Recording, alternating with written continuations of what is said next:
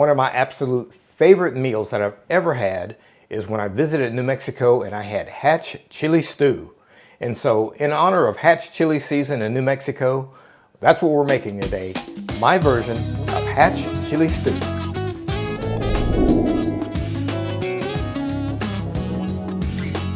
Hey guys, thanks for joining us. If this is your first time tuning in, let us know you're out there by giving us a big thumbs up below and then hit that subscribe button to make sure you never miss a video.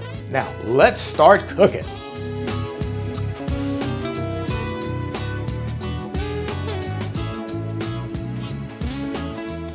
Let's take a look at our ingredients. Now, Hatch Chile Stew is similar to any other chili or any other stew.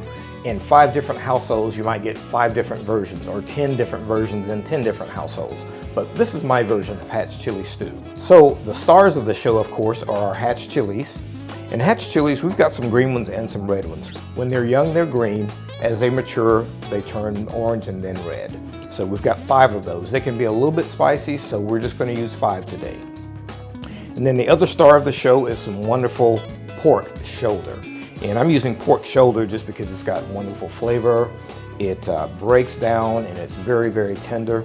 You could just as well use some turkey meat, or you could use chicken if you'd like.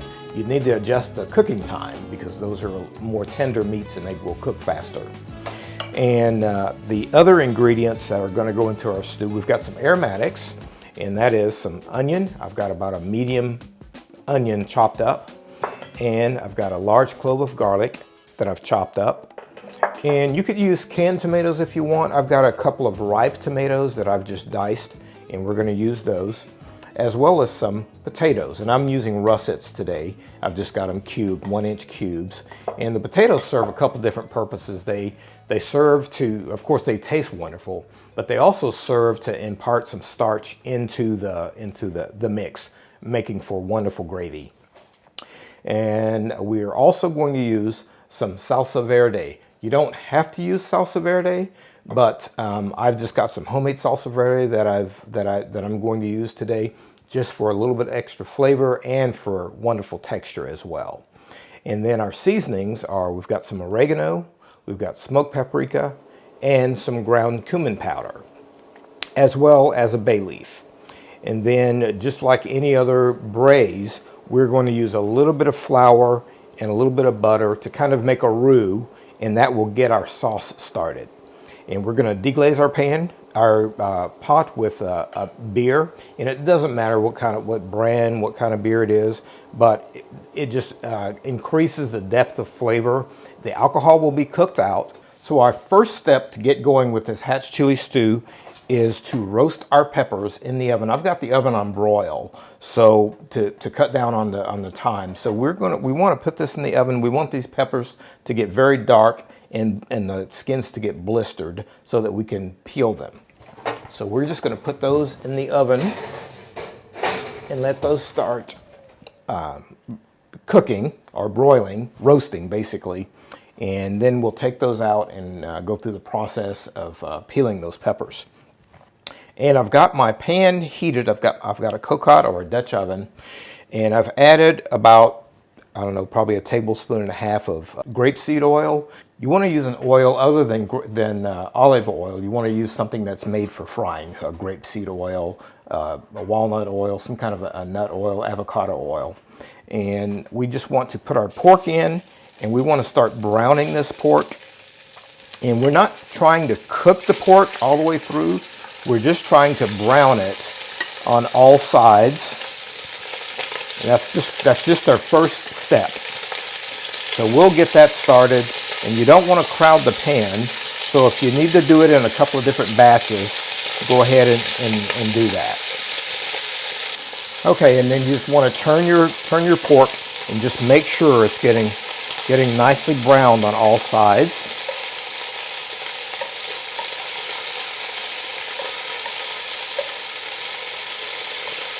And it's really important that you do not crowd your pan, because if you crowd your pan, the meat is not going to brown, it's just going to stew. And we're not ready to stew just yet. We're going to stew later. Okay, while our pork is still browning, we're going to take our peppers out, and I just want you to see what they look like. So we've let them brown, we've let them blister. We don't want to actually burn them, but they're nice and blistered. And so now what we'll do is put them in a bowl, and we're just going to cover them up with some cling film or saran wrap, and we're going to let them sweat so that the skin's loosen, and we'll then be able to easily peel that off. So these are our sweating peppers, and we'll just let those go for 15-20 minutes until they are nice and easy to peel. Our pork is browned on the second side, so now I'm just going to turn the heat down for a second while we take our pork out, and we're just going to set it aside. And there's not much oil left in the pan, so we're going to add just a little bit of butter to that, and we probably are going to add, let's do a tablespoon of butter, because what we're going to do now is sweat our onions and then followed by our garlic. So we'll put our onions in now.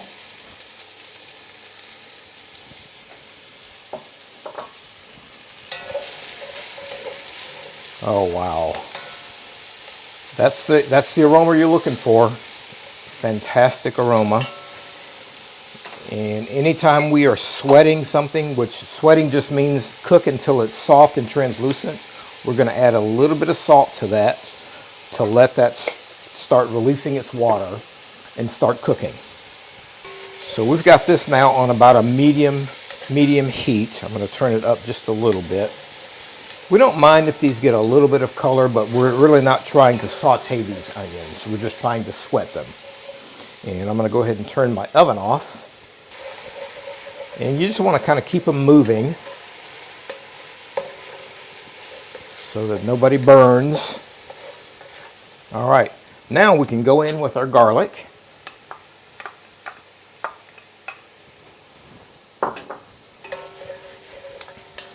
And again, we just want to move that around, keep things moving. And we're just building layers and layers of flavor here. All right, so stir that for about a minute or so. And now we'll add, we had about maybe a tablespoon of oil when we started, then we added about a tablespoon of butter. So now let's add maybe a tablespoon and a half of flour, something like that.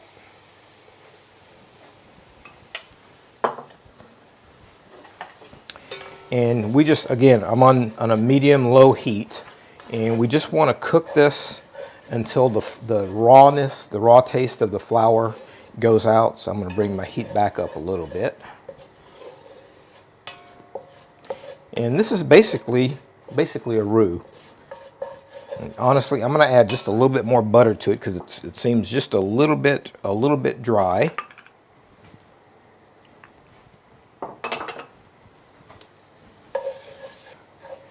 And now we're just going to deglaze our pot with our beer.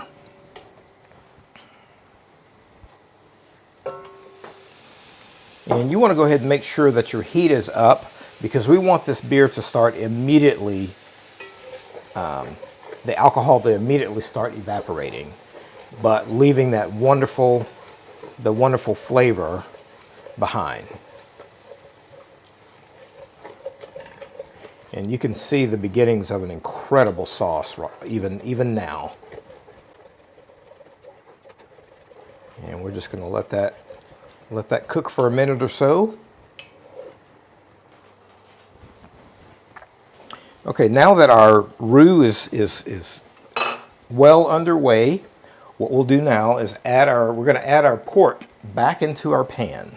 So all the pork goes back in. And now we want to get that pork nice and well coated with all those wonderful flavors. Okay, and now let's add our salsa verde.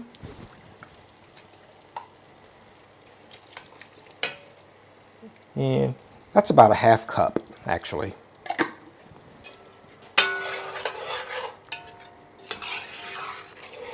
And we can add our tomatoes.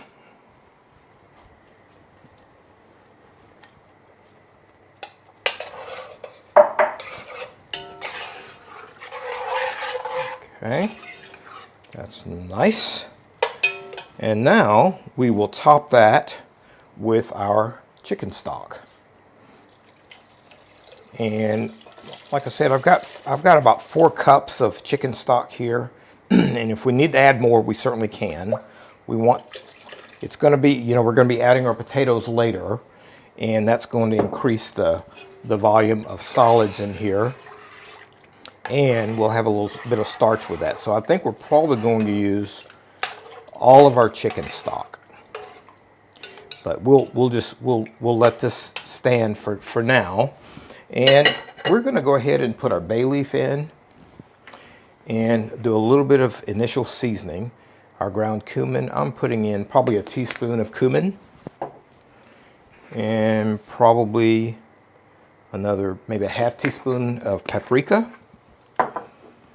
and then our oregano, maybe a half teaspoon of oregano. We want to bring this to the boil, and once this starts boiling, then we're going to turn it down to a simmer, and we're going to partially cover it with our lid, and we're going to let it cook for 30 minutes or so, 40 minutes. So now we'll just bring this to boil. We are now about to start boiling, and this is the consistency we want. I know it seems a little bit thick right now, a little thin right now, but this is the consistency we want, especially before we put our potatoes in. Now, if you weren't going to use potatoes, you may want to keep this a little bit thicker, a little bit less stock, but this is just going to be just perfect for us. So now we are just going to partially cover this and let it simmer for we'll see 30 minutes, and we'll see what the texture of the meat is like at that point. But 30 minutes, then we'll add our potatoes to it, and we'll simmer it for probably another 30-40 minutes. So just our lid is going to go on partially ajar, and we'll let that simmer. Okay, now while our stew is cooking, we are going to peel our peppers, and I've already started with one here, but just to give you an idea, we've got the pepper here, and I've got the water running, and I'm just going to try to get the water underneath the skin. What I really like to do is try to get that skin started peeling here, and once you get it going, then it peels pretty easily. It's not a pretty job.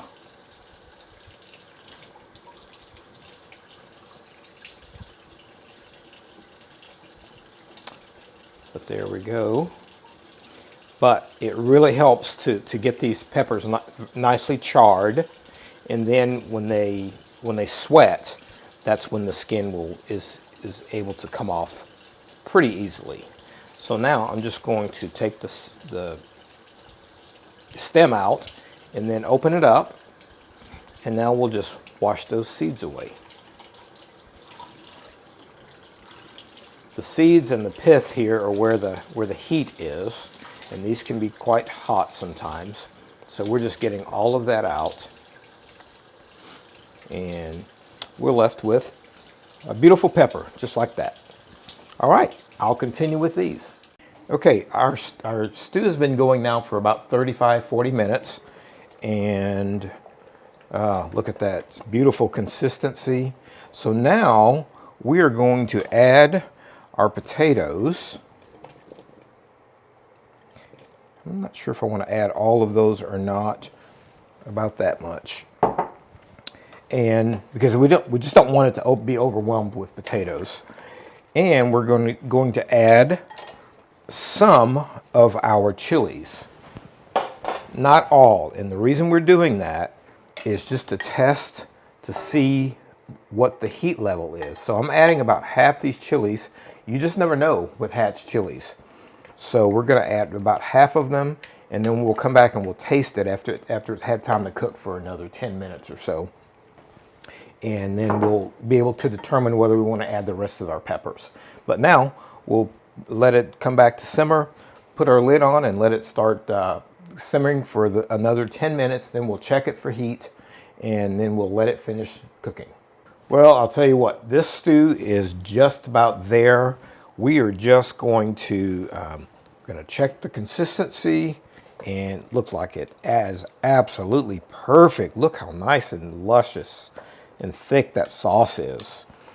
All right, let's give it a quick taste just for seasoning balance.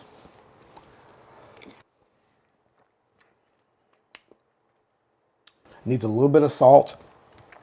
And I'll tell you, I did add the rest of those peppers. For me, it's absolutely fantastic. Got a little bit of bite to it. And after all, it is Hatch Chile Stew.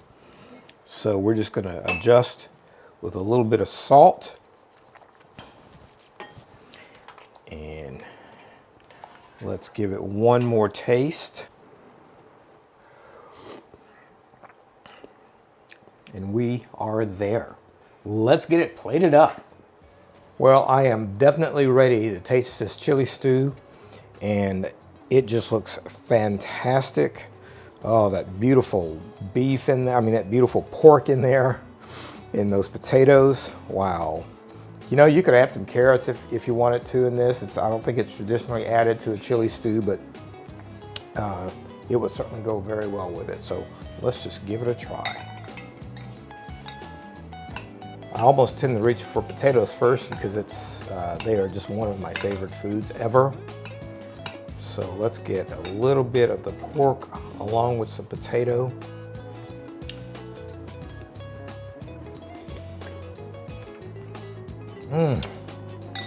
Wow, what a wonderful flavor. That's I'm just going to do a little squirt of or a little squeeze of our lime, and that will be fantastic.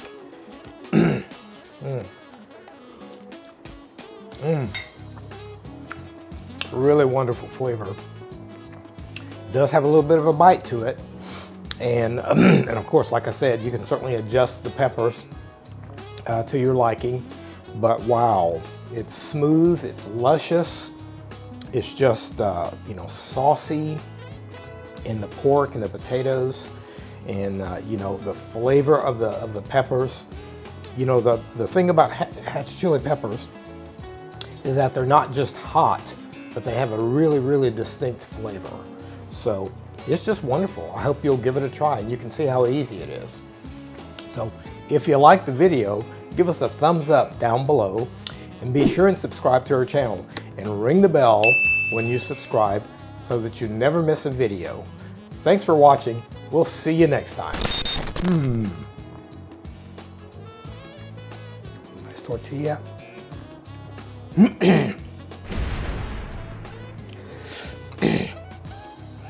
Hey! No, it's really not. It's just, you know.